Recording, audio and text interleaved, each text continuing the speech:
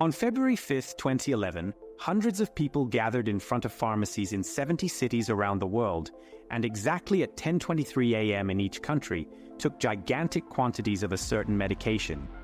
A collective overdose on purpose, to try to prove that this medicine was a big hoax. But what happened to them? Did they have any side effects? What medication was that? And why take it at 10:23 a.m.? I will explain the story. But for you to understand first, we need to talk about the concept behind the protest. What the protesters wanted to convey was this medicine was nothing more than a placebo. The term is from Latin, placere. The word pleasure comes from Latin, placere. It means to please, to do good. That is why the Rupert Medical Dictionary defines placebo as any medication administered more to please than to benefit the patient. In other words, a placebo is a medicine that does not contain an active ingredient, a substance that acts directly on the body. It's like a fake medicine, made of flour or sugar, and therefore it shouldn't cause any effect on the health of the person taking it. It shouldn't. It turns out that for some reason these medications often do cause reactions in patients. Physical responses in the person's body. But how is this possible? Well, that's the mystery we're going to unravel in today's video. Just a very important warning. Not everyone experiences the placebo in the same way. So never abandon a therapy or seek the placebo when there are options with clear scientific evidence of benefit. Hey, Pedro here. This video you are watching was originally in Portuguese, my native language. This is the attempt of our team to translate it to English, and I sincerely hope you enjoy it. Your feedback is extremely important to us. Now, back to the video. The first scientific investigation into placebos actually happened in the late 1700s. At the time, some doctors used a device made of two metal rods that were touched to the patients and, theoretically, were capable of curing the pains they were feeling. Until a British doctor, John Haggart, became suspicious of the device and tested it.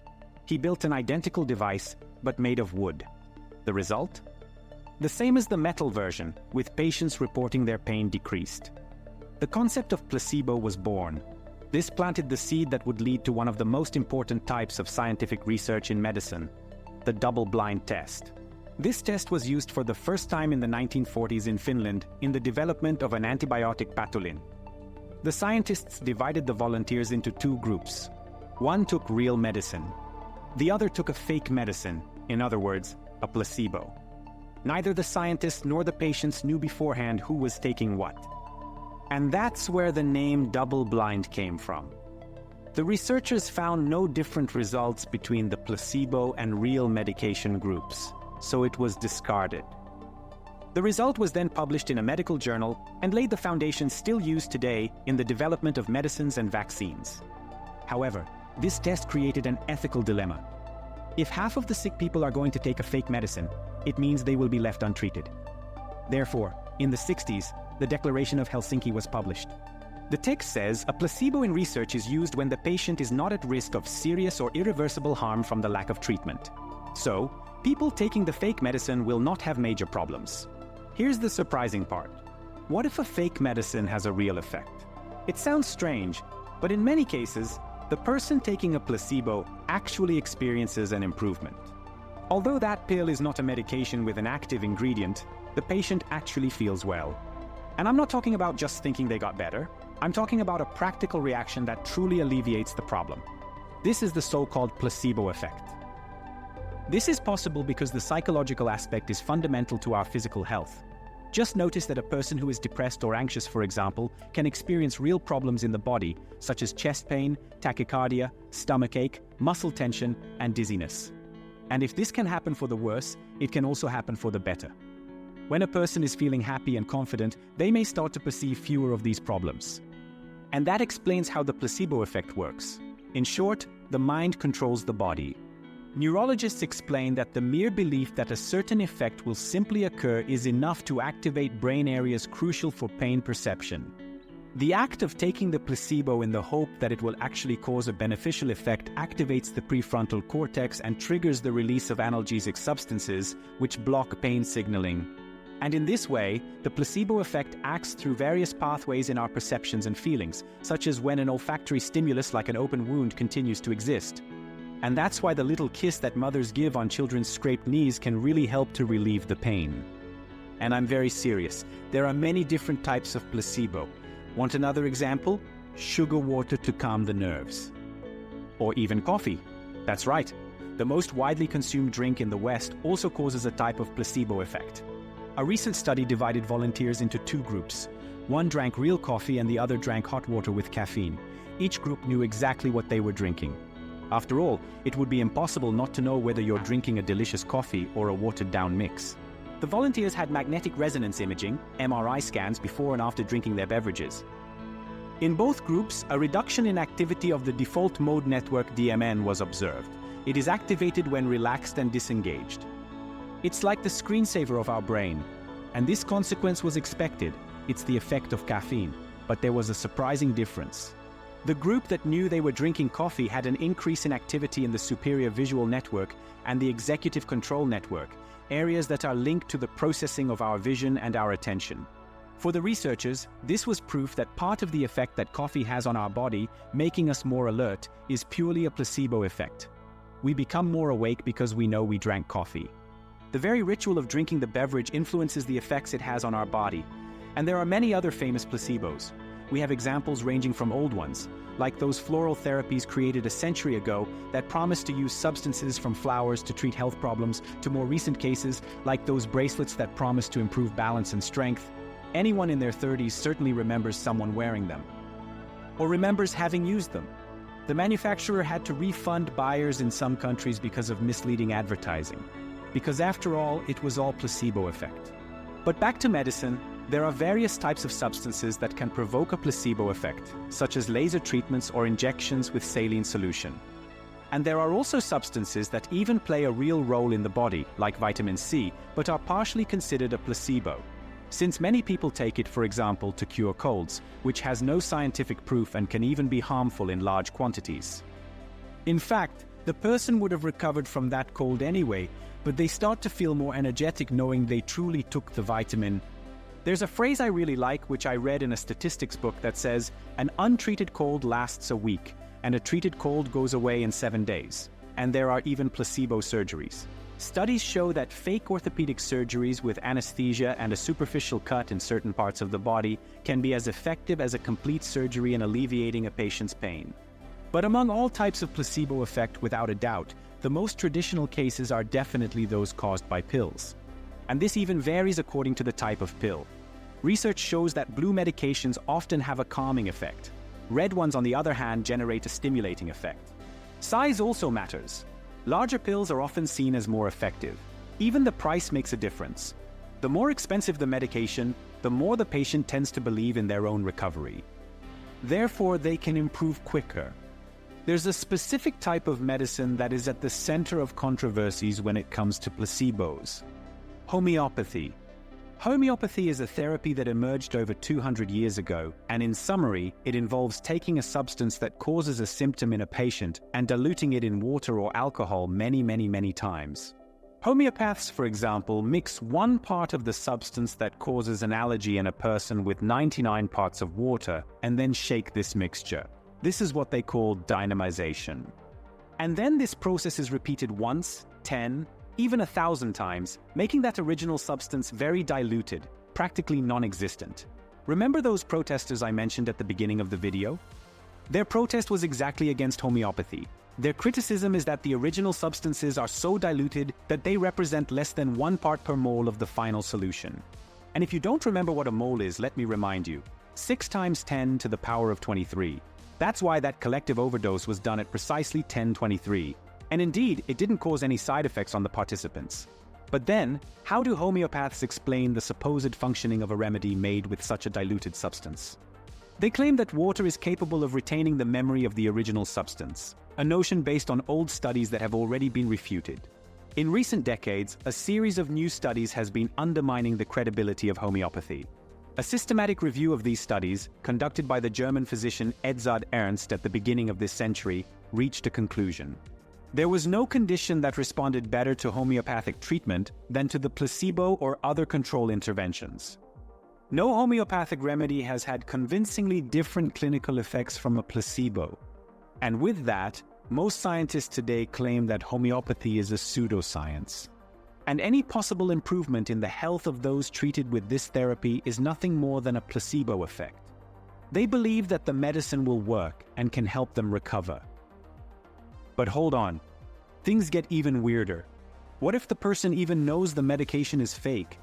Can a patient be aware that they are taking a placebo and still feel better? The answer is yes. Humans are complex. This discovery was made thanks to Harvard Medical School. The researchers conducted the first study on the so-called open-label placebo, also known as open or honest placebo, in patients with irritable bowel syndrome. Half of the volunteers took a placebo, and they were informed of this. The other half took nothing, and the result was surprising. Symptom relief was reported by twice as many people in the placebo group compared to the group that took nothing. And this can be good news, for example, for athletes. They can take a remedy without an active ingredient that would be considered doping and still experience an improvement in sports performance. And that is why there are remedies sold today that are openly placebos. You buy it online to take for whatever purpose you want. But of course, this doesn't work for everyone. Some people only feel the effects of the placebo if they don't know the truth. A famous case in science occurred in the 1950s with a man identified only as Mr. Right. He was hospitalized with cancer in the lymph nodes and was already very weakened, without hope of a cure. Then a new experimental drug called cribiozin emerged. Shortly after receiving the injection, he had a prompt recovery. He started walking around the room and joked with the nurses. 10 days later, he was discharged. Then Mr. Wright read a series of newspaper reports questioning the effectiveness of cribiozin. He had a relapse. The doctors then lied to him. They told him that a new version of the medication had arrived and gave him an injection with nothing in it. And then Mr. Wright actually improved. He even became more energetic than before. Until a few more months passed and he eventually learned again from the press that cribiozin had failed the efficacy tests. Someone take the newspaper away from that man. But no way around it. He had a worse episode and died. We can't know if Mr. Wright would have lived much longer if he continued to believe in the effectiveness of the medicine. But the fact is that the hope of a cure served as a vital boost in the last months before he died. And here I need to make an important note. Never, under any circumstances, discontinue your treatment without the supervision and agreement of your doctor.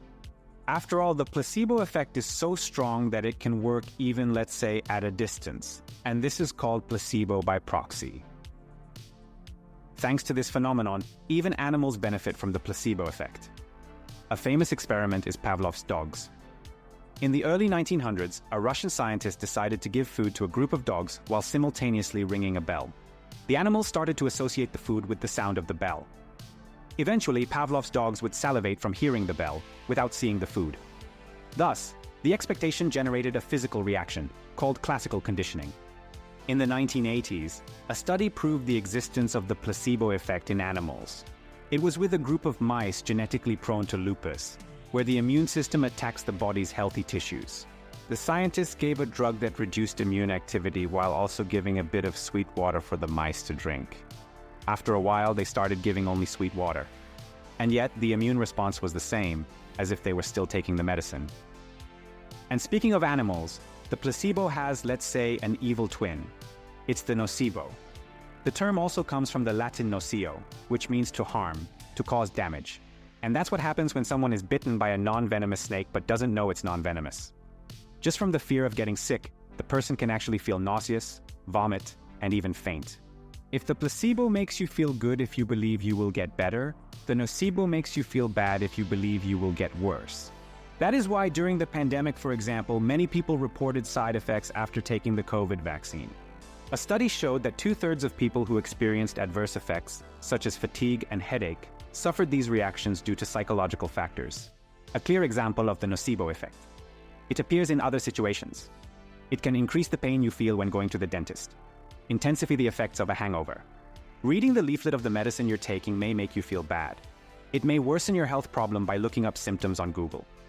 Don't search for symptoms on Google. It will give you a spike of nocebo effect. The fact is that nocebo and placebo are so powerful that they are not even limited to health issues. The placebo is present in many daily situations. For example, those buttons at traffic lights that are supposed to make the signal turn red. Many of them are useless.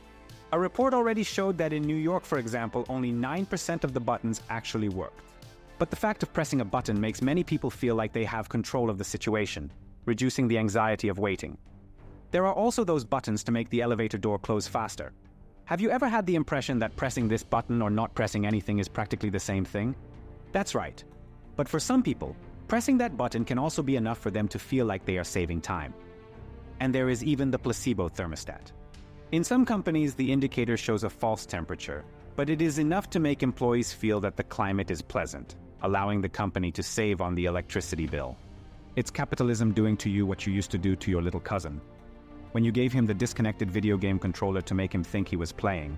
So, with all these examples, I think it's clear what the placebo effect is capable of. In summary, it can't eliminate a tumor or fix a broken bone, but it can reduce your perception of some symptoms, relieve pain, and actually make you feel better. And because of this, you can treat a health problem more quickly than you would in another situation. This leads us to realize how fascinating our body is. After all, the idea of provoking physical reactions merely based on an expectation opens up a path to a series of possibilities and proves that we are capable of a lot when we believe in our potential. And this isn't just empty talk, even though it might have sounded like a motivational coach. Everything I have brought up until now proves what I am about to say. Having hope can also be good for you. Now I would like to hear from you. In what situations in life have you encountered placebo effects? Tell us in the comments. I'm curious to see what responses we'll get. Thank you very much and see you next time.